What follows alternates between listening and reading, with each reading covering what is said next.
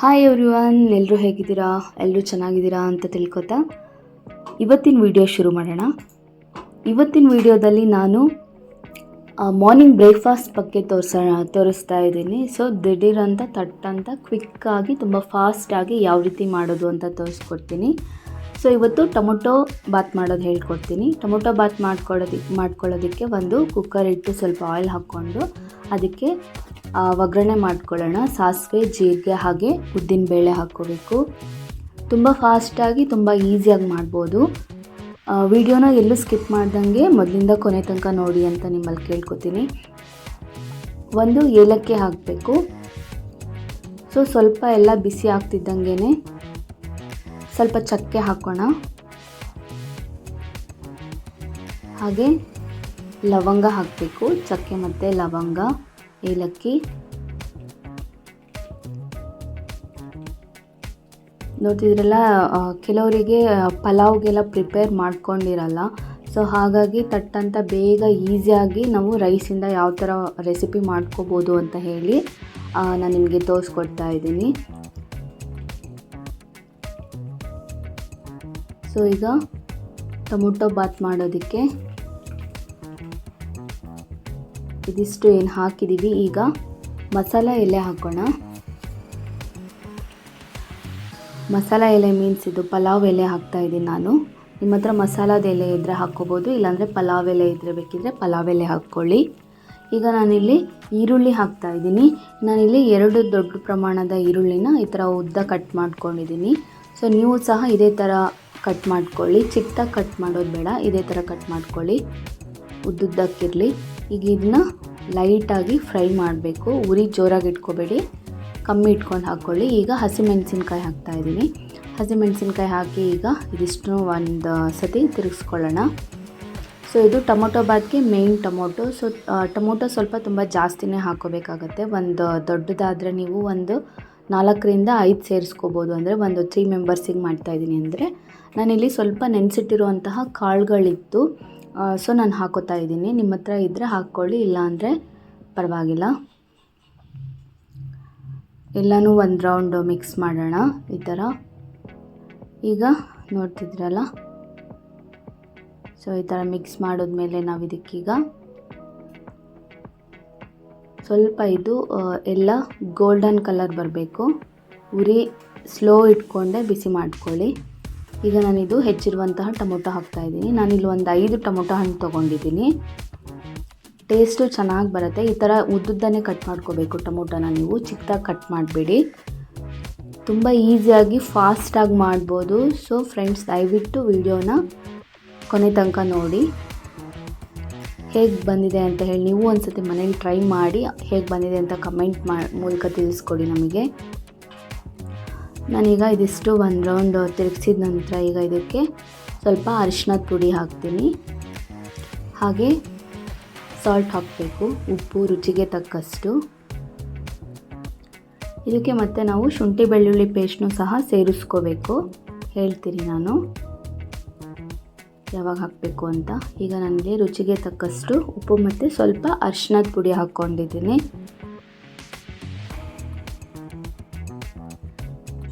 ಈಗ ನಾನು ಇದಕ್ಕೆ ಶುಂಠಿ ಬೆಳ್ಳುಳ್ಳಿ ಪೇಸ್ಟ್ ಹಾಕ್ತಾಯಿದ್ದೀನಿ. ಒಂದು 3 ಸ್ಪೂನ್ ಅಷ್ಟು ಹಾಕೋತೀನಿ. ನೀವು ಬೇಕಿದ್ದರೆ ನಿಮಗೆ ಎಷ್ಟು ನಿಮಗೆ ಲೈಕ್ ಇತ್ತು ಅಂದರೆ ನೀವು ಒಂದು 3 ಸ್ಪೂನ್ ಹಾಕ್ಕೊಳ್ಳಿ, ಇಲ್ಲಾಂದರೆ 1ರಿಂದ 2 ಸ್ಪೂನ್ ಹಾಕ್ಕೊಂಡ್ರೂ ನಡೆಯುತ್ತೆ.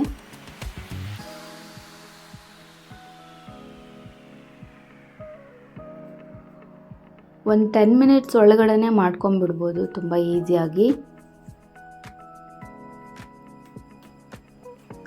ಈಗ ಇದನ್ನು ಒಂದು ರೌಂಡು ಮಿಕ್ಸ್ ಮಾಡೋಣ ಈ ಥರ.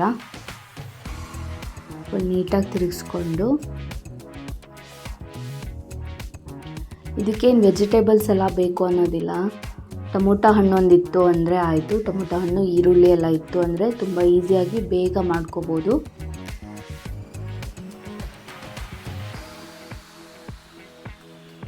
ನೋಡ್ತಿದ್ದೀರಲ್ಲ, ಈ ಥರ ಸ್ವಲ್ಪ ಬಿಸಿ ಆದ ನಂತರ ಇದೀಗ ಇದು ಈ ಥರ ತಿರುಗಿಸ್ಕೊಂಡು ಇದಕ್ಕೆ ಸ್ವಲ್ಪ ಎಲ್ಲ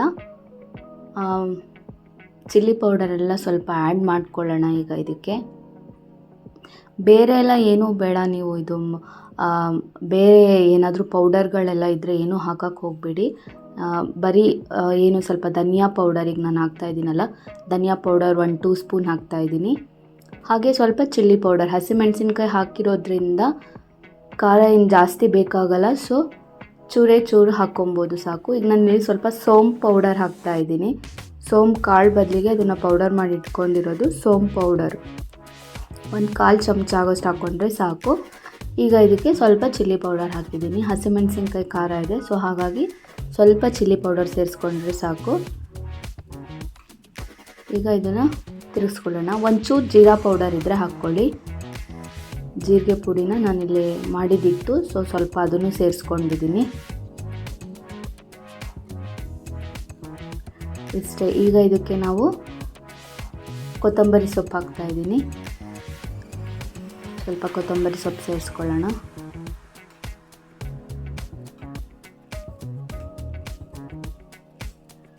ಒಂದು ರೌಂಡ್ ಎಲ್ಲ ಮಿಕ್ಸ್ ಮಾಡಿಕೊಂಡು ಇದಕ್ಕೆ ಇವಾಗ ರೈಸ್ ಹಾಕೋಣ. ನಿಮ್ಮ ಮನೇಲಿ ಯಾವುದಿರುತ್ತೋ ಅದೇ ರೈಸ್ ಹಾಕ್ಕೋಬೋದು. ಬೇರೆ ಬೇರೆದೇ ರೈಸ್ ಬೇಕು ಅಂತ ಏನಿಲ್ಲ.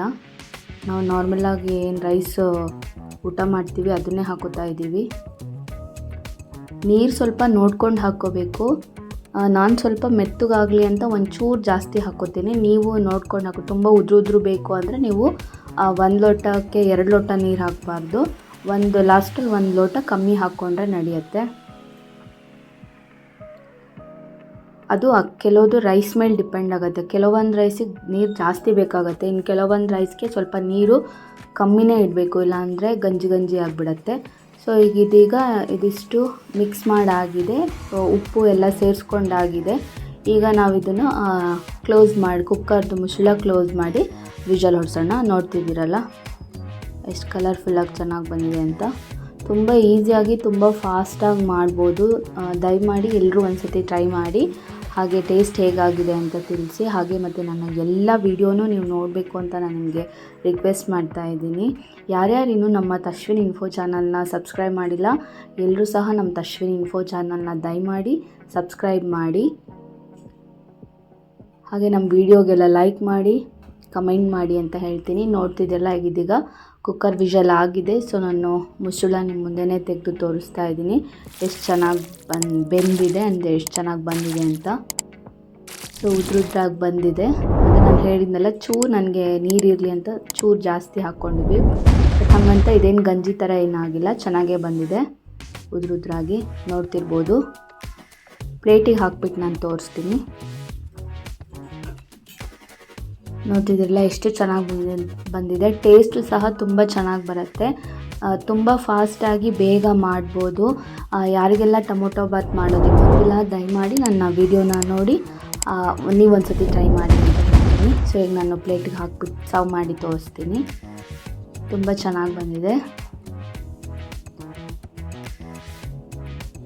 ಸೊ ಫ್ರೆಂಡ್ಸ್, ಪ್ಲೀಸ್ ಎಲ್ಲರೂ ನಮ್ಮ ತಶ್ವಿನ್ ಇನ್ಫೋ ಚಾನಲ್ನ ಸಬ್ಸ್ಕ್ರೈಬ್ ಮಾಡಿ, ಹಾಗೆ ನಿಮ್ಮ ಫ್ರೆಂಡ್ಸ್ಗಳಿಗೂ ಶೇರ್ ಮಾಡಿ ಅಂತ ನಿಮಗೆ ಹೇಳ್ತಾ ಇದ್ದೀನಿ. ಸೊ ನಮ್ಮ ಈ ಟೊಮೊಟೊ ಬಾತ್ ರೆಸಿಪಿ ವಿಡಿಯೋ ನಿಮಗೆ ಇಷ್ಟ ಆಗಿದ್ದರೆ ದಯವಿಟ್ಟು ಒಂದು ಲೈಕ್ ಮಾಡಿ, ಹಾಗೆ ಚೆನ್ನಾಗಿದೆ ಅಂತ ಏನಾದರೂ ಒಂದು ಕಮೆಂಟ್ ಮಾಡಿ. ಇದೇ ಥರ ನಾನು ಮತ್ತೆ ಬೇರೆ ವಿಡಿಯೋಗಳ ಜೊತೆಗೆ ನಿಮಗೆ ಸಿಗ್ತೀನಿ. ಅಲ್ಲಿವರೆಗೂ ನಿಮ್ಮೆಲ್ಲರಿಗೂ ಟಾಟಾ ಬಾಯ್ ಬಾಯ್. ಹಾಗೆ thank you so much. Bye bye friends.